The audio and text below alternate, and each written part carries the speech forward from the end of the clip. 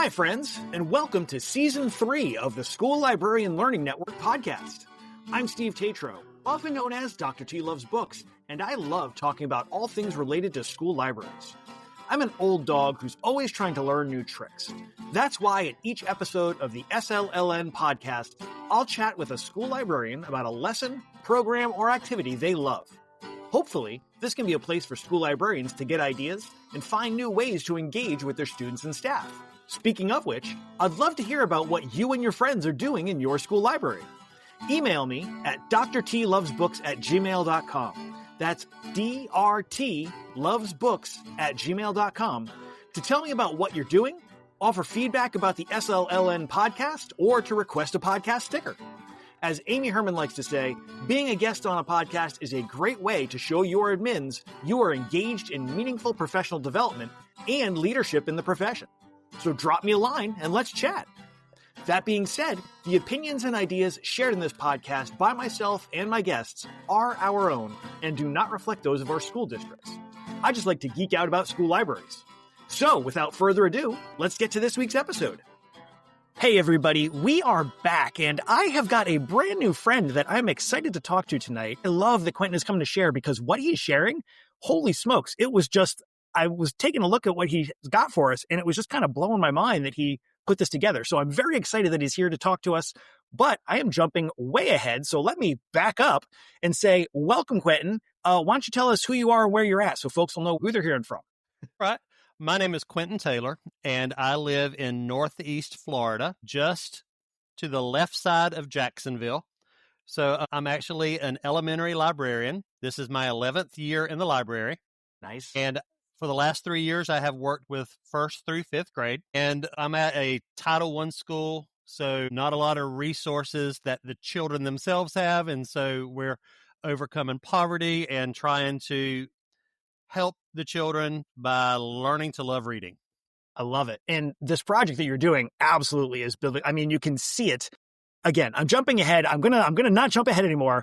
And we'll just kind of take it step by step. But you said next door to Jacksonville, and I'm just kind of curious. Have you seen the show The Good Place? No, of the show, I've seen a couple episodes. One of the characters is from Jacksonville, and one of the running gags through the whole series is that, Jacksonville is like the place you don't want to be in your life. So I apologize if that is an incorrect. I'm guessing that is, they're taking some license with that in this sitcom. But if you're looking for a laugh and you want to get a laugh at the expense of Jacksonville, The Good Place has some really good ones in it. So I have to check that out.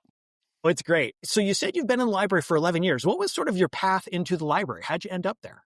Man, I started as a fourth grade teacher, moved to fifth grade, became an instructional coach. Wow. Went back to fifth grade, went back to instructional coach, and thought that was where I was going to be. And then our librarian told me, I'm retiring at the end of this year. And I was like, okay, cool. She's like, I'm retiring at the end of this year. And so I just started thinking, what would it be like to be in the library? And so I had like that entire year to think about it and start studying and learning all I could about libraries, and put together a presentation when I applied for the job. And my principal said, yes, you're the librarian now. And so I took my certification test and passed it before I was interviewed, but I still had no master's degree. And at the time in Florida, we were required to have a master's degree, but I had 3 years to start working on that. Okay. And so the first couple of years, I was just trying to figure out the library. Yeah. I'm like, let me figure this out before I start figuring out college too. Well, during the third year, I started at Florida State University in their library program, and it was totally online, meant for people who are working full-time jobs. It was a great program and taught me so much about the why and the how of the library, not just let's get a book in a kid's hand. So that experience was great. Being a full-time teacher and father of 3 young children, it took me 5 years to get the master's degree. But while I was learning one class at a time, I was coming to work the next day and using what I learned, and just it totally jumping right changed into it. the way I ran the library. So it was a good experience. That's awesome. I was a teacher for many, many years. I was an English teacher before I became a school librarian. And having that sort of education experience, I think, was a huge help in moving into the library. Because I know some folks, when they come to the library, they're coming from it either fresh and they've never been in a school, or, they're coming from maybe some different places. But working in the library while you're doing your program must have been really rewarding and just so, I mean, like you're saying, so helpful that you take the class on Monday and walk in on Tuesday with like, okay, let's try this out. It's like a 5-year-long internship, that I was getting paid for. So it was great. That's awesome. That's awesome. Huh. Well, so you had mentioned that you're a Title I school and that reading culture is really something that you're working on in your school. And I'm kind of curious, like, before we get into the specifics of what you're going to share with us, what was sort of like the background? Like, how did you come to decide this was something that needed to happen in your school? In 2024, last school year, I was able to attend our Florida Library Conference, FAME. Mm-hmm. So the Florida Association for Media and Education. And that was the first time I'd ever been able to do that. And it seemed like I did a day-long workshop there on improving the culture of reading. And it seemed like all the sessions I went to, all were talking about culture of reading. And in that, especially the day-long course that we took, it had you really think and examine your school. And so what was the reading culture? And I have my notebook still from the time, and it says there is none. No visible culture. And we're a brand new school. We're a brand new building, and the library is in the front of the school. You walk out the office, there's the library. Nice. And it's amazing. I mean, I feel like I work in an amusement park sometimes. It's just a dream library. But I started noticing that once you get past the library into the hallway, you see nothing about reading anymore. Yeah. And so I finished the conference with that frame of mind, like, what can I take? What can I do? And then get back to school, and then Thanksgiving happens, and I tell my admin, we need to talk. I want to show you what I've learned and what I want to do, because I came back with plans and dreams. Yeah. And finally, like the first week of December, they're like, okay, we can sit down and talk this Friday. And so that Friday came, and I sat down with the principals and like our leadership team, which was the guidance counselor and the instructional coach. We were all in the room together, and we were talking, and what if we do this and you do this? And okay, well, we can figure all this out. The hitch in that was the day before, the superintendent announced he was going to switch admin in January, which is normally a summer thing when administrators get replaced. But he had just been elected, and he looked at the schools and looked at the needs and the strengths of the admins. He's like, we need to shuffle some stuff to put people where they can be used best. And so we had come up with a kind of like a game plan of how we wanted to go, knowing that in January, a new principal might squash it all. Gotcha. Or come in with her own plans. Mm-hmm. And so we had kind of talked in that meeting. One of I think the guidance counselor, Miss Sweat, she give her a little shout out. She said, my child loves to watch YouTube videos and really loves unboxing videos where like they get a package and come on, everybody out, let's see what we got. And they open the package together and they're surprised. And she said, if you can make some kind of video, that would probably be good because these kids love YouTube. I'm like, unboxing video? I got you. Okay. And that started the turning. And we had one more week of school before Christmas. So we started Read Out of the Box. That's the program. It started the week before Christmas. I told the teachers, this is what I want to do. I want you to come on camera, meet a book. You're going to unbox this book. You don't get to choose it. I'll choose one for you based on what you tell me you like to read, how much time you're available to read, how long of a book you want to read, just a few questions like that. I'll pick a book for you. Then you're going to commit to go read it, like over Christmas break or something, and then come back and do our book review. And so that turned into an unboxing video and then a second video for the book review. And I was just like, all right, if I can get a couple of teachers, 21 teachers, 21 people on staff agreed to make these videos. I was cranking out 4 and 5 videos a day. and then trying to get them posted into a Google Classroom that all the teachers could share. And they were watching videos, and I really knew we had something when one of our ESC support teachers walked into the library by a first grader, and that first grader lit up and said, "You ran out of the box!" Like, this teacher has nothing to do with first grade, but that first grader knew. Yeah. And I'm like, okay, we're on to this. And so back to admin switch, January, she comes in and she sets up her plan for the school. And I'm like, can I meet with you? And so I shared the same information that I shared with the team before Christmas. And I told them in Fame this year, she came in, heard my dream, struck a match, and lit it on fire. Huh. Not to burn it down, but to let it grow. That's She awesome. like poured gasoline on my flame and just boom, here you go. And so from our original plan and then her dream and her thought and her support, Miss Anderson, thank you so much. It really has taken off and grown into something huge. So much so that this year in Fame conference in October, I had submitted a proposal and was accepted to go present. So Nice. my second conference ever, and I have the ability to be a presenter, and shared all of this. I'm thinking, nobody's going to come. They don't know this. They don't know me. I walked into the room. There's people in the room waiting already, which makes you feel good. Yeah. The room starts to fill up. There's over 40 librarians from all over the state of Florida listening, Nice. and all they knew was read out of the box. There wasn't much more of a description on the pamphlet than just read out of the box. It got their attention. And it's a great title, I got to tell you. Well, thank you. Because like we're going to think out of the box, and then we're going to get an unboxing book. So it all just like melded together. So read out of the box. Yeah. And then after watching the teachers make the videos, children started coming into the library saying, when can we read out of the box? And so I'm like, okay, not really sure about videoing children. So how can I make this happen?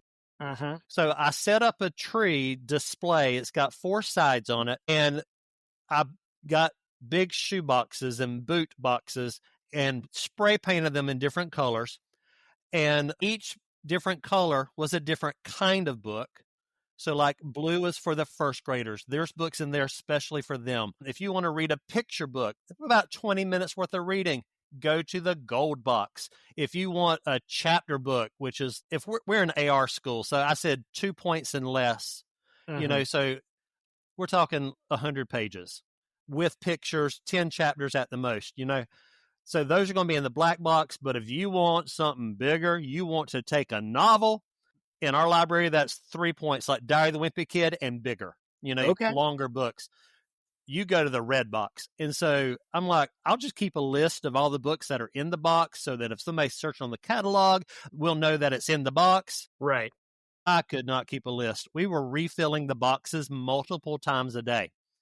And then after a couple of weeks, a little first grader came in and said, I got a book out of the box. I'm like, you did? Let me see what you got. He goes, when am I filming?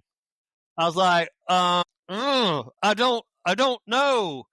And, with all privacy and the parents like putting their kids on camera, I was like, I just don't know what to do. And so I started asking around, and we do have the little form, like, do not publish my child's likeness or anything. And I started asking, and I can film the children and share it at school because I'm allowed to use their likeness, and we could possibly put it on our school social media, not my personal, but on the school social media, so we're like, okay. And then that year ended. I filmed one student, and I was like hoping to get a few more, but like, this is the end of the school year and teachers are all busy and kids are busy and it's crazy. Yeah. And so I was like, maybe next year we'll try something new. And then this school year started, and that first grader came back to me like the second week of school. When can I film? I was like, you know what, dude? We're about to do this. And so I took the same form I had for the teachers and like rewrote it into kid language. Mm-hmm. So, like, if they don't know what information books are, real facts, so that they can understand fiction is imagination, and like what type of genre they were. So, explain it so that they could go to an iPad, set up in the library, type in their name, answer 4 questions, and then they're on the waiting list. Okay. So, I was able to get Hudson, he's the little boy, and I found a book for him. We started to film just like the teachers were, and he was nervous. I mean, he's a second grader doing a Mm-hmm. great job, but there's a lot of dead air and everything. I said, "Hey, buddy, let's do this again. But what if I sit with you and we just talk?" He's like, Mm-hmm. "Yes, sir." Yeah. And so the video that I shared at the conference, his parents gave me permission to use at the conference. It's a conversation between me and Hudson about this book. He opens the box, describes what he sees and what he thinks the book will be about.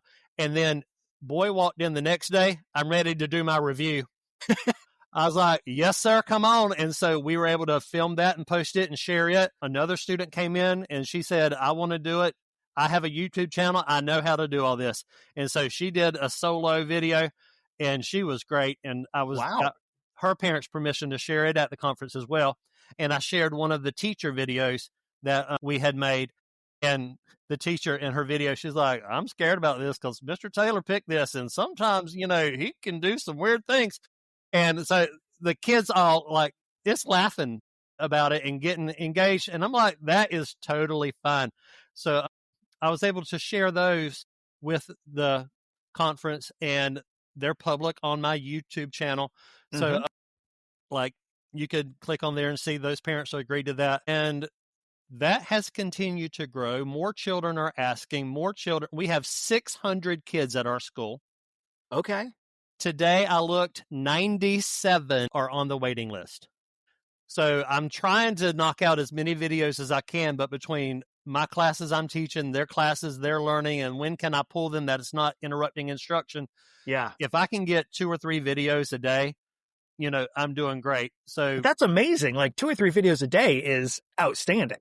yeah, and the videos only are like a minute or 2 at the most because they're just initial impressions of the video, of the Mm-hmm. book, I mean. And so the video's short. I kind of throw it together in iMovie with a little opening and closing and different things, like try to like put some production value on it. 97, I think, children are on the waiting list. I've got a basket of books that I've already gone through. I do try to put a lot of thought into it because if they tell me they want a fiction book that's a fantasy, and I also ask, if you get an information, what would you want it to be about? And if they tell me like food, I look for a fiction fantasy that talks about food in some way, trying to Mm-hmm. hit all the things to find something that's good for them. And Right. respect I want a short book. Well, let me find you one, Mm-hmm. or give me a big book. I'll find you one, I'll find you that thick novel, and I've got so many kids, like 30 books, I think, already pulled. And kids come in, "When can I film?" I'm like, "What you doing for the next 2 minutes?" They're like, "Now? Okay." And so I'll go back there, set it up in my little studio in the corner of my office, turn on the lights and say, "Here's where you got to look. Here's the button to hit play and record. Go for it." And they'll just get on there and talk. And so I get to watch them and laugh and get excited with them about their book and edit it.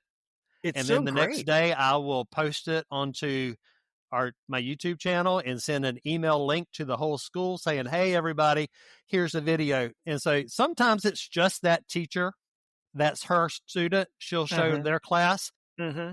I had one posted this past week, and I noticed the next day he had 5 views. They probably watched it and watched it again and watched it again, but Sure. I don't care. Yeah, no. And like That what kid was a star, and yeah. he got to do that. And that child told me, "Yeah, I'm finishing the library book I have, and I'm going to start reading the out of the box book. So I'm ready to do this, and then I'm going to come do my review." I'm like, "You go for it, buddy. You are amazing. That's great." Well, there's so many things about this that I love, and the main one keeps coming up. And it's we haven't said it specifically, but it is obvious in everything that you've been talking about that it gives the students this sense of voice and ownership of their reading, of the library space, of the reading culture in the school. Like it's so powerful that they are coming to you and asking, can I do this thing? Because clearly these are landing with the kids, Yeah. and that you've got Yes. a waiting list 97 deep. Incredible, absolutely incredible. 1 out of 6 kids wants to be doing a video, and that's only so far. Like, I bet you're going to get more as the year goes along. So it's so cool. I really love it. And I also love how it's a pretty low lift. Like, it's not. I've seen a couple of the videos, and they're so great. Was Hudson the one that had the Inspector Lion? Yes, Agent Lion. Okay. Yeah, Agent Lion. Yeah. So great. Like, it was like you said, like a minute and a half of here's the unboxing and what does it look like this book might be about. And I love how authentic that is. And the teacher one that you had shared as well, I loved that she was saying, like, oh, we don't know what's Mr. Taylor going to give us. I can totally see the kids getting into that, but also, like, I love the authenticness of, here is a book I've never seen, because we do that. Like, as readers, as lifelong learners and lifelong readers, we don't always know what we're going to be getting when we get a book. So, you kind of check out the cover, you see what you think it's going to be about, maybe you read the blurb.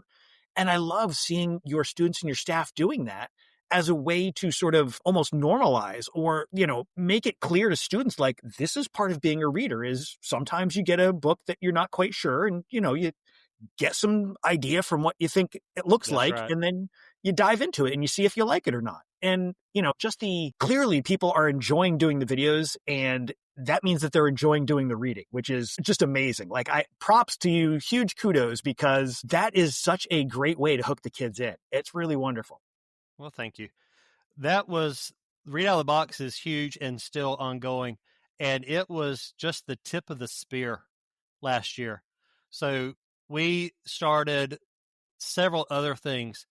Like I said, attending in November of 2024, I had heard about Donald Miller's 40 book challenge in years past and maybe in library school, but in one of these classes, they mentioned doing the 40 book challenge. And so I started researching, what is this about? What can I do? And I'm like, I'll be starting in January. I can't do 40 books from January to May. I'm like, I can do 20.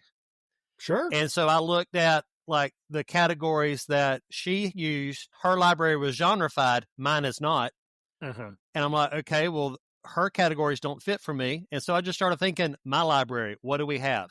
Yeah. And so I started putting different categories that, like, my information books, or we have every reader. That's our picture books. We have a graphic novel section. We have a biography section. And so I'm like, I want them to read around the library because, everybody loves Dogman, but I have 10,500 other books.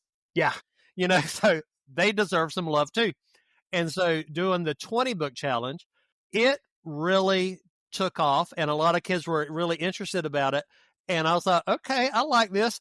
And kids started asking, what do we get? If we finish the challenge, what do we get? And I promise you, my answer to them was this: you got to read 20 books that you never would have picked and find hopefully 20 new friends in those pages. Absolutely.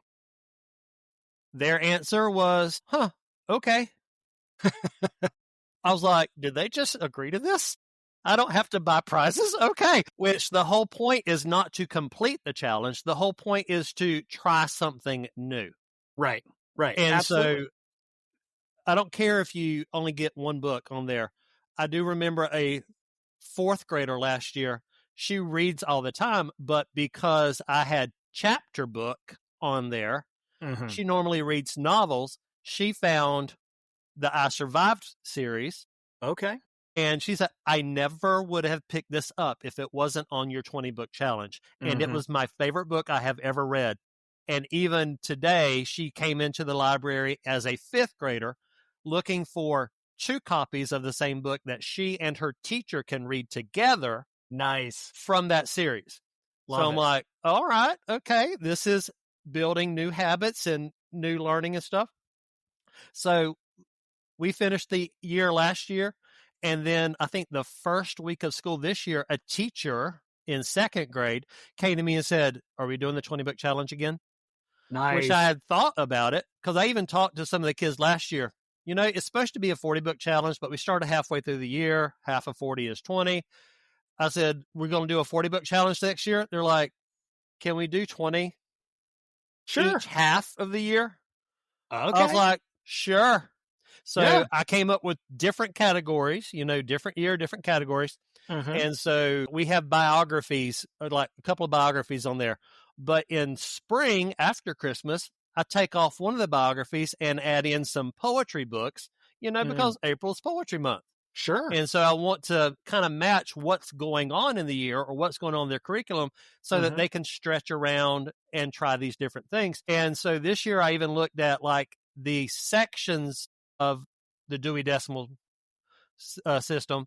Like, okay, I don't get a lot of 0 to 300s. Mm-hmm. Well, that's a book category on the 20-book challenge. Right. And then I get a lot of sports, but I don't get a lot of the geography. So not many in the 900s. Mm-hmm. Well, that's going to be on there after Christmas. So looking at where the shelves that aren't being touched so much, let's get kids there. Let's get them at least looking at the books on the shelf. And hey, if they find a topic that they love and they go through them, score. Absolutely.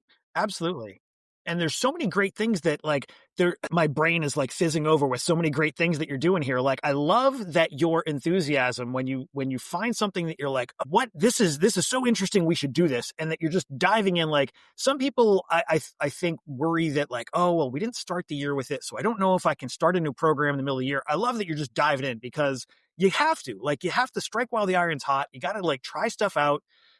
I'm not a huge fan of the tech bros, but I do think sometimes you got to move fast and break things to figure out what does or doesn't work, Exactly. And I love that you're doing that. And I also love that you are taking something that somebody else did and making it work for your school, because not everybody's going to have the same situation. And you're like, you know what? 40 books was too much. We're going to do 20. And it worked great. And it worked so great that your kids want to do it twice the next year. And like, even though 40-book challenge is the same as 220s, for them, you're reframing it in a way that's going to work for them. And I love that. I absolutely love that. It's so clever. I wanted, because we're 1st through 5th grade, and I'm like, this 20-book challenge, 3rd, 4th, and 5th grade, they're on their own. And so I even came up with different categories for 1st grade and 2nd grade. Okay. But I told the teachers, I'm like, this is more like what you read aloud to the class. So your class work together, get them to read different around the library. And the teacher who asked, she was a 2nd grade teacher. She completed the 20-book challenge last year, and she wanted to start off strong this year. And so she was the reason why I really got in there and like, what are they going to be? I got to fix it all, make something new and fresh, and let's get this done. And because of her, we were able to do different categories this year.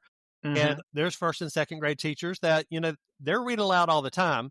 They might not think about the 20-book challenge, but I'm like, hey, you want to try something different? Try one of these. Or like in Florida, we have the Sunshine State Young Readers Award through FAME. So that's one of the categories. Read some of the books on that list, because if you read 3 books on the list, your students can vote, because in Florida, the students are the ones who pick the winner.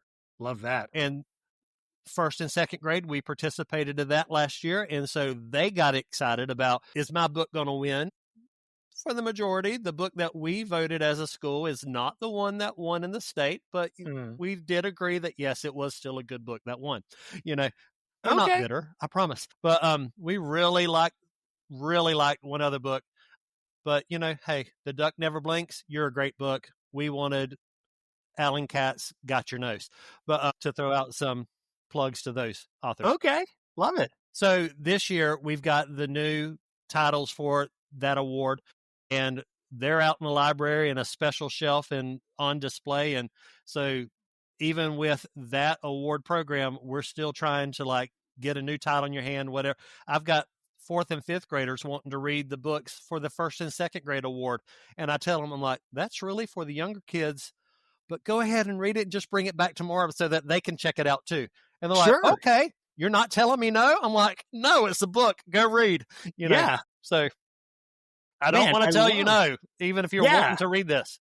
Absolutely. And I love that you're using so many different ways to build reading culture. And Now, you said you started with basically no reading culture, and now clearly there is a growing pool of students and staff who are showing off their reading to each other and interacting with each other about the reading. And I absolutely love that. It's such a great thing when the students really bring that enthusiasm and energy to something like reading that maybe they haven't seen how amazing reading can be. And you are making it fun for them, you're making it accessible for them. I mean, I can even see how the 20 book challenge, you could even loop that into the read outside of the box with like, hey, we're going to do a read outside of the box that hits one of our challenges. Like, let's see what comes up next. Like, so many ways that this all fits together because it's all about let's just enjoy the reading that we're getting to do. And, that's so great that you are promoting that with your students and that they're getting it. Like, it's really working. Well, I will say that I have been in the hallways while classes are moving from lunch to the specials classes and or to recess, and I've heard children talking about books. Love it. I just checked this out the other day and it was really good, or I was trying to work on the 20 book challenge and I got this, or even if it's like the kid last year, you read out of the box. So they're talking about it, which led to hashtag what you're reading Wednesday, Nice. which today is Wednesday when we're recording this. I take a little banner with that hashtag, what you're reading, through the hallways. And when I find a class, I get my cell phone and put it on record and say, I just put a camera in a kid's face, what you reading? And if they can tell me a title or like who or what the book is about, then I give them like one of those little silicone bracelets that say like, I love reading or books are my best friends or something. I'm like, pick one of these. And so I just 5 or 6 different kids. And then I always try to end with a teacher. Hey teacher, what are you reading? And one teacher told me, I can't really tell the children what I'm reading, and I'm like, that's fine. I don't need to hear it. But, if you're reading to your class, tell me that book. Our class is reading. And so we even have, we bought acrylic sign holders to go by every classroom door.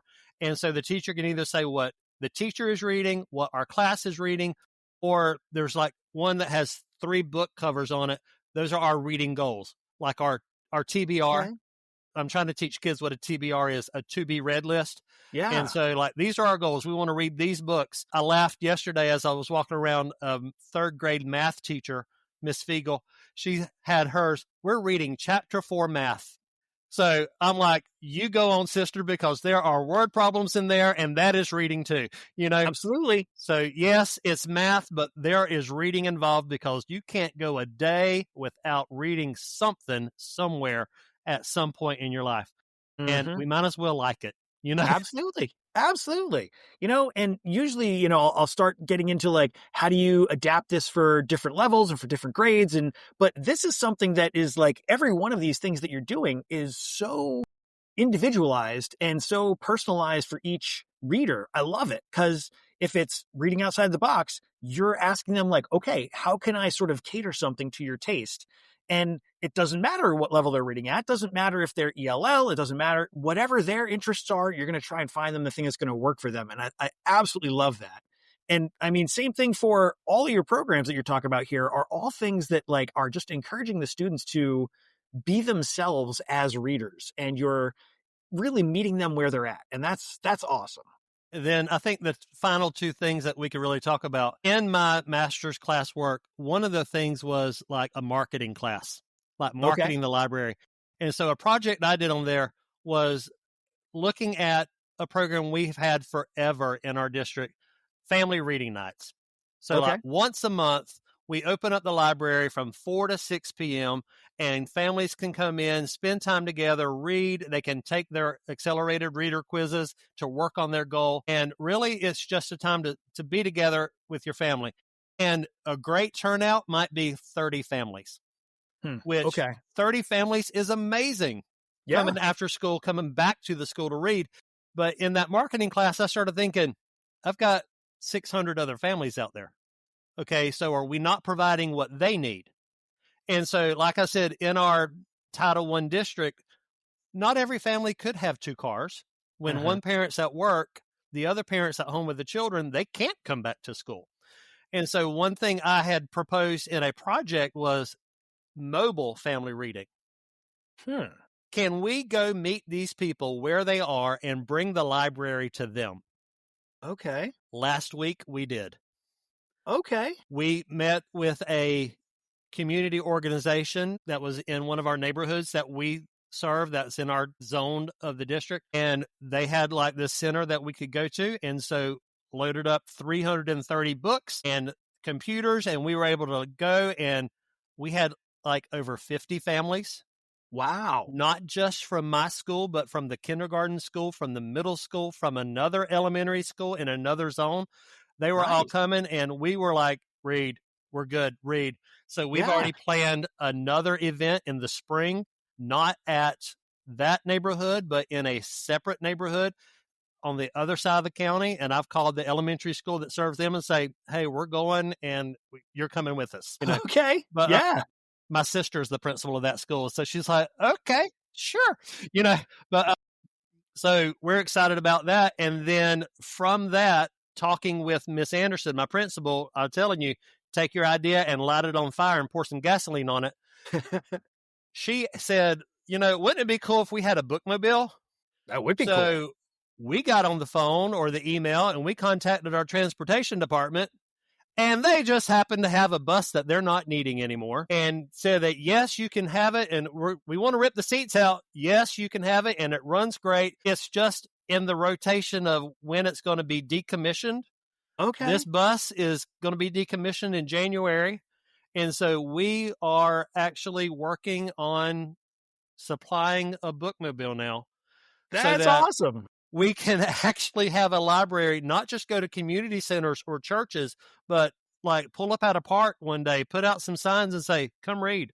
Yeah. You know? So we want to meet the families where they are and help them just find new things, new books to love.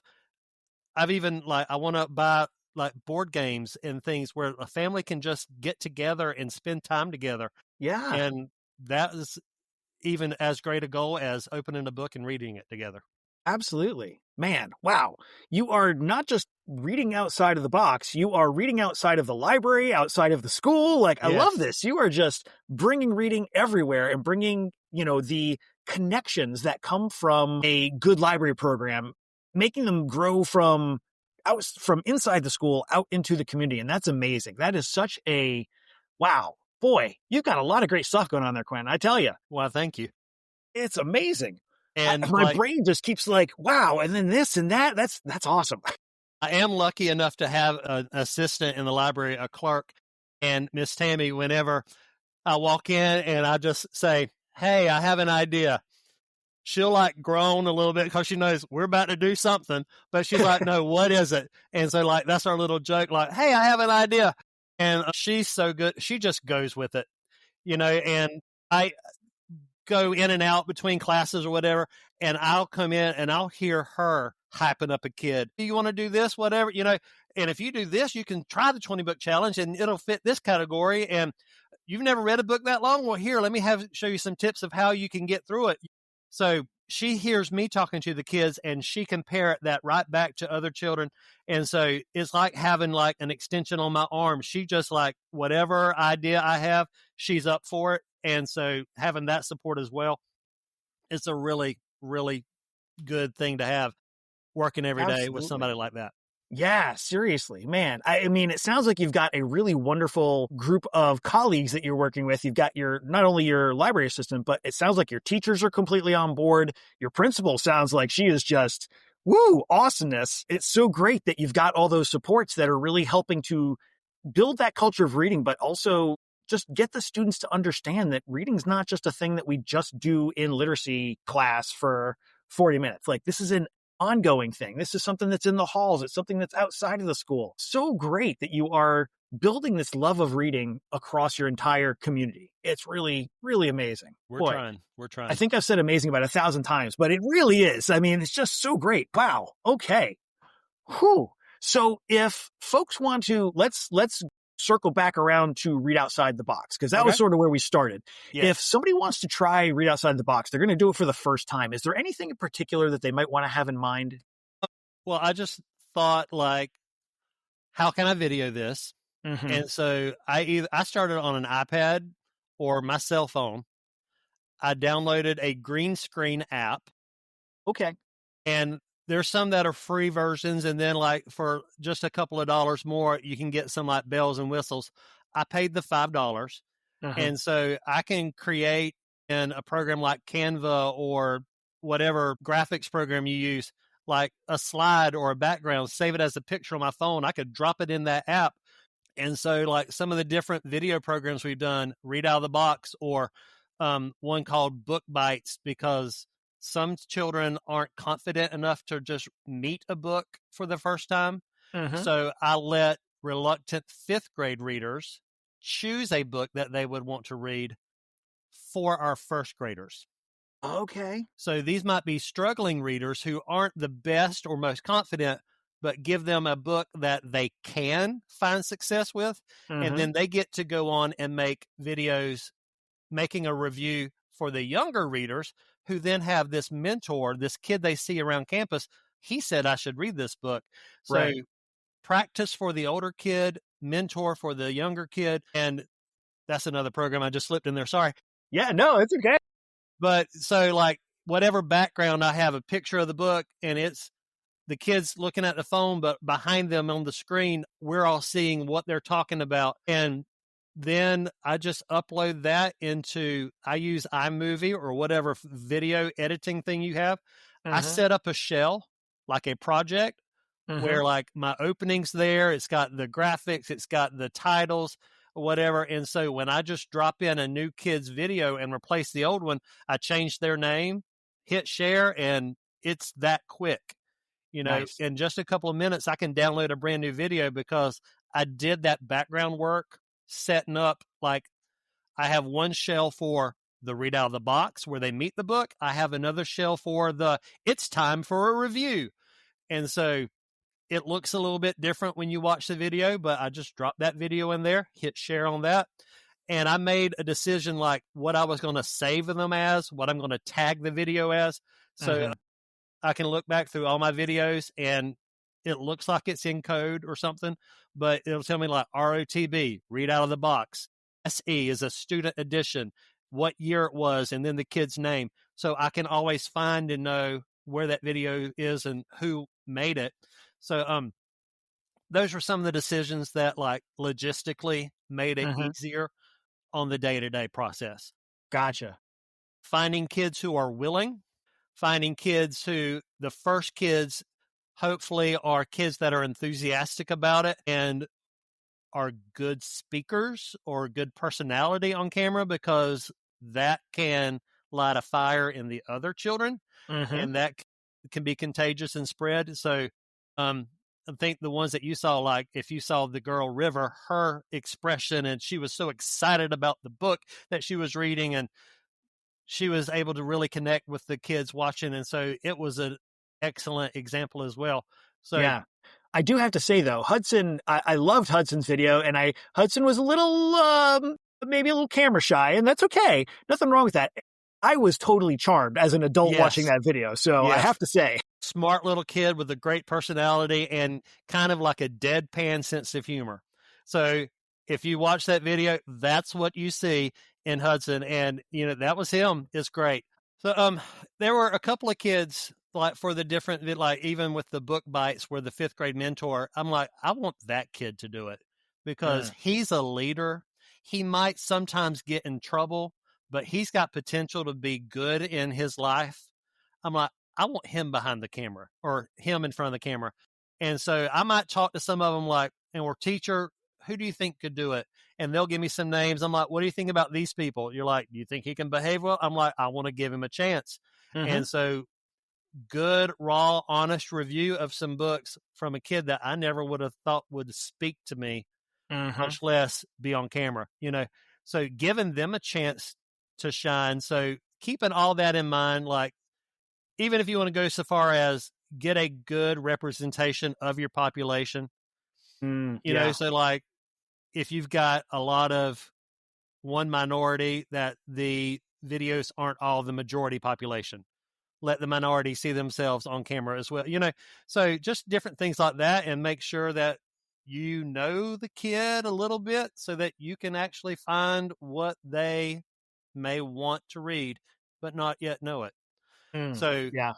start building conversations with children, asking them what they're reading, what do you want to do? And every answer is one more piece of data in the metric to help you connect them. It's kind of like taking the book recommendations and where you're trying to sell the books to the children and putting that up on the next level, because you're listening, you're learning the kids, you know your books. I read a lot, but I read from my library. I want to be able to have those conversations with the kids. Right. Or I'll be walking in the hall and they'll be having a book in their hand. I'm like, oh, I just finished that one. That was so good. Have you gotten to this part yet? And they're like, no. I was like, oh, you can't wait. So getting to have those conversations, it all works in together. And like a 360 worldview of everything that you need to be able to get them into a book that they may end up loving. Absolutely. Man, well, there's so much to think about here. So many great things. I really appreciate you coming to share them. And we have gotten to the point, and I think it's a great jumping point because we've been talking about books and book recommendations. So it's time for the book break. Book break. Squiddy! Yes. It can be personal, professional, for the students, for the staff, for yourself, whatever. It can be a beach read. We're coming up on Thanksgiving. Maybe it's I got my fat pants on. I need a book to help me digest. Whatever works. What's a book that you want people to have on their radar? I think there's a few that I want to talk about. Sure. Kids always ask, Mr. Taylor, what's your favorite book? And, librarians say it's like asking a parent who's your favorite child. You might have an answer, but it's not really right to say. But I tell them, like, Gregor the Overlander by Suzanne Collins has to be my number one book, purely because I've read it 30 times. Okay. There's 5 books in the series, and if you don't know, she's the Hunger Games author, wrote these books many years ago. But I read book 1 as a 4th grade teacher, probably 22, 23 years ago. Loved the book. It's fantasy. There's talking animals, and they're underground, and they're like battling and going to wars. And I finished book 1 and went about my life, but for a year, this story kept playing in my head. And I'm like, the story's not over. Why did the book end? The story's not over. I did not know at the time it was going to be a series. But a couple years later, my librarian, the one who retired and I was able to take the position, she's like, didn't you like that book? I'm like, yes, ma'am. She goes, look at what's next to it. It's book 2. I'm like, are you serious? And it had been a couple years. So I'm the guy who will check out book 1 again, reread book 1. So I'm ready for book 2. And so each year that a new book came out, I would go back to the beginning and reread the entire series and then started reading them to my students. And I get super animated when I read. And if there's characters and voices, and we just go crazy with it. And so my love for the book turned into the children's love for the book. So for many years in classrooms, children were checking out Gregor the Overlander. I got other teachers involved in Gregor the Overlander. And then that led to other series. Roland Smith, author, that I actually got to meet at the FAME conference. I said, I am having a fanboy experience right now. But he had Cryptid Hunters many years ago, and he's still writing different books today. One of his books is on our Sunshine State Young Readers Award nomination list for grades 3 through 5. Got to read it, and then I got to meet him, and it was amazing. But Cryptid Hunters is a series, and that was another one. I went back and reread each book in the series as the next one came out. Other teachers started reading these to their children. This is back when I was a classroom teacher. And then I'm remembering, like, as you're saying, like, I remember Gregor the Overlander. I've got a copy of that in my school library, and I remember it being at our book fair, like, and it being a popular one that the kids were buying copies of. And I remember Cryptid Hunters being another one that was, like, very hot on the book fair tour when it was coming through. So, but I don't think I read the first Gregor, and I don't think I read the rest of the series. I'm going to have to go back and revisit that. And I don't know if I ever got to the Cryptid Hunters. I'm going to have to think about that. But and like Roland, he writes a lot of books about nature and wildlife because he's a wildlife biologist. Oh, okay. That's his career. And so that's what he knows, and that's what he puts into the books. And what kids don't like wild animals and Cryptid Hunters, you're learning about dinosaurs and like the giant squid and all these things that we don't really know a lot about. That's what the books are. His new series is this family. Mom is a wildlife biologist. Dad is a zoo vet, and they travel around the world trying to take care of animals. And mom gets kidnapped, but the children who travel with her they're in the Amazon rainforest. They're having to like team up with natives and try to go help save mom. And oh my gosh, what's going to happen? You'll have to read it. It's The Wilds, Amazon. So Okay. shout out to Roland Smith. He's amazing. And then that book, it's just a fun, easy read. Michael Vey books. They're fun, easy reads. It's a boy that has electricity powers, and he finds out he's not alone, and there's this whole good versus evil thing. And I think now Richard Paul Evans, I believe, is the author. He's on like book 10. And so I've been reading these for years and getting children hooked on them. And like I have 2 teenage sons in my home. They're reading the series. My 12-year-old, he's like, I don't want to read, Dad. That's your thing. He's read 3 books in 2 weeks. So because of this, it's really great, and fun, easy to read. And even though these are like years old, I want to compare them to James Ponty's books. James Ponty's a current author writing City Spies and the Sherlock Society. They're just good, fun reads that like there's mystery, there's suspense, there's adventure.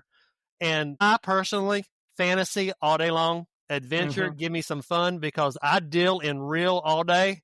And when I get in a book, I don't want that to happen to me. So I know like that dragon is not going to come rip the roof off of my house tonight while I sleep. I can read this book just fine. Anything fantasy, but those that I just mentioned have like made a difference in getting children connected with an author who writes a lot, because then they have a lot of material to follow. Yeah. It's really a good thing. And those are some that have been able to spark the love of reading in quite a few readers in my district alone. Awesome. I love it. I mean, I love all these ways that you are helping to build that culture of reading in so many different ways, so many different levels, layers. I mean, it's great. Ogres are like onions. They've got layers. Your reading program has got layers. It's totally an ogre or an onion. I don't know which one. Amazing. Really, really amazing. And again, I thank you so much for coming to share this, sharing great ideas, sharing great titles. If folks want to find you online, where should they go looking? I do have a Facebook. It's just Quentin Taylor, in a lot of library groups on there, elementary library groups, school library groups. And I try to like chime in and answer some stuff on there sometimes and share things. I do have an Instagram. I don't really use it yet, but I've just started it, and I'm trying to like break into Instagram. My son calls me Unc because I'm old and attached to like good things or popular things. But my Instagram is Media Man QT. So Media Man and then my initials QT. And that's also my YouTube channel, which we have just this year starting to build out. And with all the different types of videos I had, we're trying to get some of those publicly out there. So if you're able to find Media Man QT on YouTube, you can see what we've done so far. Folks, you do want to check those out. They are great. Thank you awesome so much. Videos. And I do have Twitter. I really just read a lot on Twitter. I don't post much, but yeah. I am Media Man is my Twitter. All right. Name. Awesome. Lots of ways people can track it down, which is great, because I know they're going to want to, because I have no doubt folks are going to be as enthused and inspired by these ideas as I am. So thank you again, Quentin. So glad you could be here. And hopefully we'll get to have you back sometime. We can talk some more, because I love all this awesomeness that you are bringing to the table. That sounds great. Call me anytime. And anything that you can put in the show notes, I don't mind sharing with anybody. If they contact me, I will share whatever we've done, because if it can help kids at my school, it might be able to help kids at yours, and I want to make that happen. Love it. Absolutely love it. Thank you again. No problem. Thank you for having me. Thanks for joining us for this episode of the SLLN podcast. Be sure to check out the show notes for the episode. They feature links to resources shared by our guest, as well as ways to keep in touch with them, and links to the book break titles. I'd love to hear from you. If you have feedback, a comment, an idea, a question, or something you want to share, you can email drtlovesbooks@gmail.com. That's drtlovesbooks@gmail.com. Know a librarian with something we could learn from? Let us know. Until next time, be good, be safe, and be well.